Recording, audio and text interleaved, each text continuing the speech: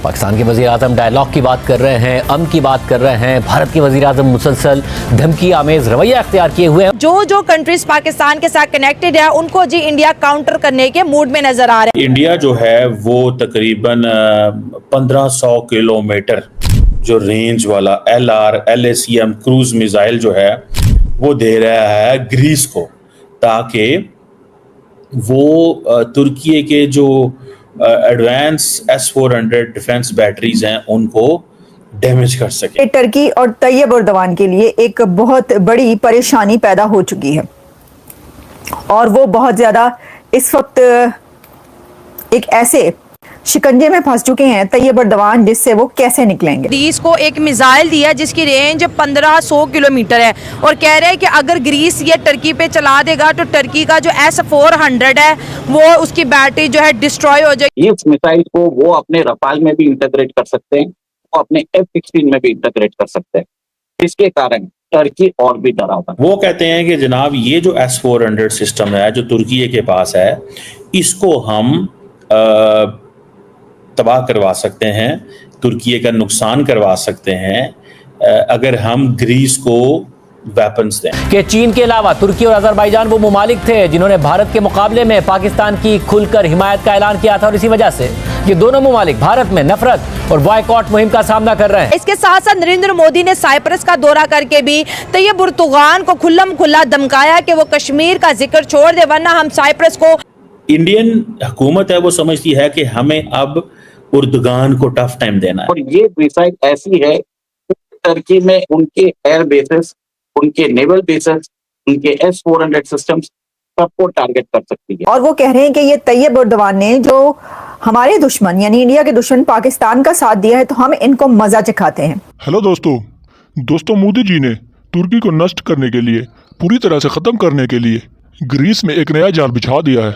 भारत तुर्की के जानी दुश्मन ग्रीस को, जिस पर तुर्की कई सालों से कब्जा करना चाहता है, भारत अब उसके साथ खड़ा हो गया है। भारत ग्रीस को ऐसी क्रूज मिसाइल देने जा रहा है जिसकी रेंज 1500 किलोमीटर प्रति घंटा है। दोस्तों, भारत ने ठान ली है कि जिसने भी ऑपरेशन सिंदूर में पाकिस्तान का साथ दिया था, भारत एक एक करके उन सबको घुटने पर लाने वाला है। भारत ने तुर्की को सीधी धमकी दे डाली कि अगर तुम कश्मीर के मामले में पाकिस्तान का साथ दोगे, कश्मीर पर भारत के खिलाफ कोई बात करोगे, तो हम भी ग्रीस के साथ मिलकर तुम्हारी सांसें रोक देंगे।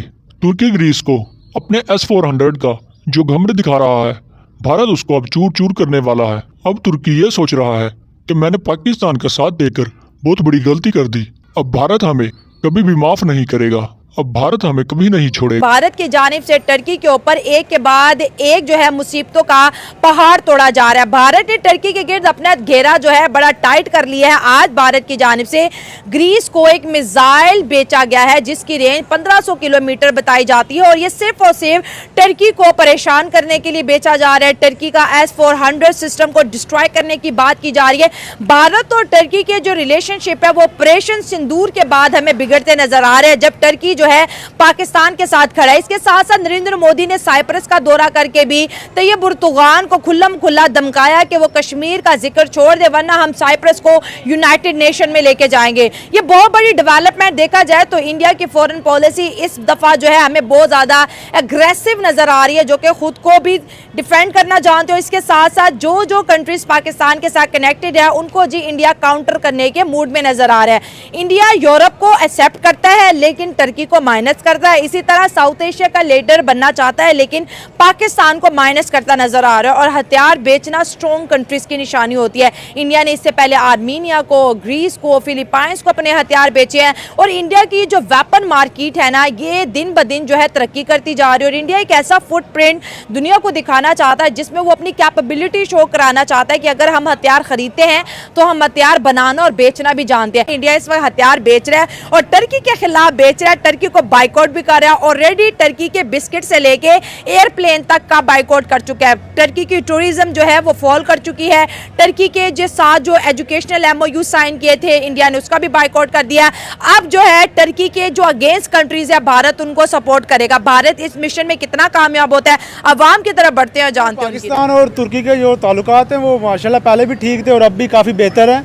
और तुर्की ने जंग के वक्त पाकिस्तान की मदद की, पाकिस्तान को ड्रोन्स भी दिए हैं। हाँ। और बाकी इंडिया का आपको पता ही है, वो जो पाकिस्तान के साथ देता है उसका दुश्मन है, उसने तुर्की का बाइकाट किया है। हाँ। और वो जो उसके ममालिक हैं दुश्मन, ग्रीस हो गया, साइप्रस हो गया, उनको हथियार दे रहा है हाँ। कि वो हमला करें तुर्की के ऊपर। इंडिया को टर्की पे इतना गुस्सा है कि आज उसने, जैसे आपने ग्रीस की बात की, ग्रीस को एक मिसाइल दिया जिसकी रेंज 1500 किलोमीटर है और कह रहे हैं कि अगर ग्रीस ये टर्की पे चला देगा तो टर्की का जो S-400 है वो उसकी बैटरी जो है डिस्ट्रॉय हो जाएगी, वो सिस्टम खत्म हो जाएगा और हम जो है पूरे यूरोप के साथ रिलेशनशिप बनाएंगे लेकिन टर्की को हम माइनस करेंगे। एक तरफ इंडिया पाकिस्तान को माइनस कर रहा है अपनी फॉरेन पॉलिसीज में और दूसरा गुस्सा टर्की के ऊपर निकाल रहा है कि एक तो ये पाकिस्तान का स्टैंड लेता है और दूसरा कश्मीर का स्टैंड लेता है।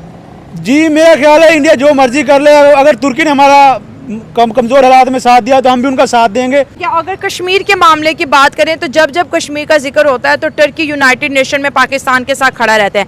इंडिया कह रहा है आप कश्मीर की बात करते हो तो टर्की ने भी तो साइप्रस के ऊपर जो है कब्जा किया हुआ है, ये इंडियन पॉइंट ऑफ व्यू है। और आज जिन्होंने ग्रीस को लॉन्ग रेंज मिसाइल जिसकी रेंज 1500 किलोमीटर है दिया है ग्रीस को, और बोला है कि ये ग्रीस को अगर ये मिसाइल देंगे तो ये मिसाइल हिट करेगा टर्की के S-400 को जो उनका डिफेंस सिस्टम है। दूसरी जानिब नरेंद्र मोदी साइप्रस भी गए थे, आपको पता है टर्की और साइप्रस की बिल्कुल उसी तरह की केमिस्ट्री है जैसे हमारी और इंडिया की। तो इस वक्त जो है इंडिया पूरे यूरोप को तो एक्सेप्ट कर रहा है लेकिन टर्की को नहीं कर रहा क्योंकि टर्की कश्मीर की बात भी करता है। इंडिया जो है वो तकरीबन 1500 किलोमीटर जो रेंज वाला LRSAM क्रूज मिसाइल जो है वो दे रहा है ग्रीस को ताकि वो तुर्की के जो एडवांस S-400 डिफेंस बैटरीज हैं उनको डैमेज कर सकें।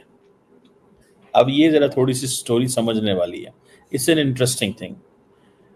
ये जी एक स्ट्रेटेजिक प्रपोजल आया कि ग्रीस को सप्लाई करो long range land attack cruise missile, इसे कहते हैं, जिसकी वजह से तुर्की थोड़ा ऑफ बैलेंस हो। अब इंडिया अपने फुटप्रिंट्स फैलाना चाहता है, इंडिया अपनी जो एनिमोसिटी है वो बढ़ाना चाहता है। जैसे फॉर एग्जांपल इंडिया ने, अगर आपको याद हो कि अर्मीनिया एंड आज़रबाईजान की लड़ाई में आज़रबाईजान को डिफेंस इक्विपमेंट दिया था, ठीक हो गया। India stood against Azerbaijan, one thing. Secondly, अगर इस चीज़ को थोड़ा समझें, सेकेंडली जो इम्पोर्टेंट चीज़ है वो ये है कि जो इंडियन हुकूमत है वो समझती है कि हमें अब उर्दगान को टफ टाइम देना है। देती है या नहीं देती, क्या करती है, वो एक सेपरेट सवाल है। अब ये ग्रीस का जो मीडिया है उसकी तरफ से भी रिपोर्ट्स आ रही हैं कि शायद हम हाई वैल्यू टारगेट्स जो तुर्की के अंदर हैं उनको हम न्यूट्रलाइज कर सकें। तुर्की के पास वो कहते हैं जी कि S-400 डिफेंस सिस्टम है, ठीक है जी। और अब ये इसके ऊपर भी डिस्कशन है कि मेरा तो ख्याल ये है कि अगर this is what Indians are saying, मैं आपको इंडियन वर्जन बता रहा हूँ, ठीक है, मैं आपको इंडियन वर्जन बता रहा हूँ, ठीक है, कि this is what they think, this is what they realise. वो कहते हैं कि जनाब ये जो S-400 सिस्टम है जो तुर्की के पास है, इसको हम तबाह करवा सकते हैं